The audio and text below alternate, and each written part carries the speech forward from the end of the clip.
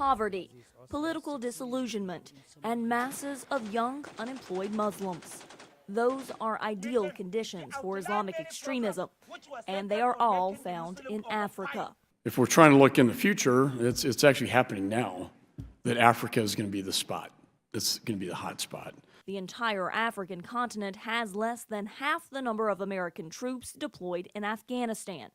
But increases in terrorist activity are among the reasons why the American military presence has grown rapidly on the continent, from 3,200 military personnel in 2009 to about 6,500 today. There is African concern that the U.S. approach is becoming rather more militarized or more concerned with military and security issues than had been the case in the past. John Campbell, who served as ambassador to Nigeria under President George W. Bush, told VOA the main thrust of effort on the continent should be on what he calls the root causes of extremism: lack of economic development and poor governance.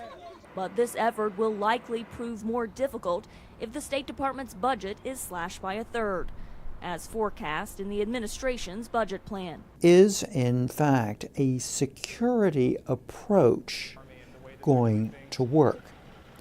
And I would suggest that by and large, no.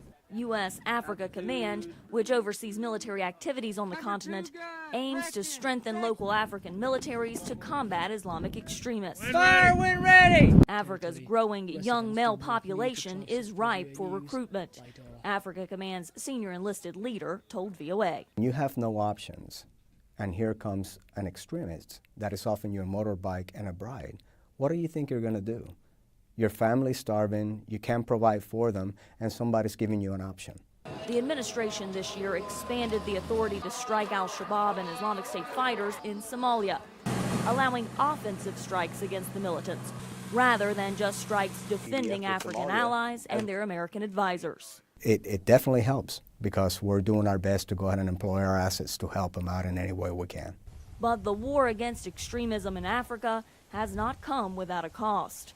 A U.S. Navy SEAL died aiding Somali security forces against al-Shabaab in May, and 4 American soldiers were killed in an October Islamic State ambush in Niger. If the security needs grow in coming months, more American troops could find themselves facing dangerous situations across the African continent. Carla Babb, VOA News, The Pentagon.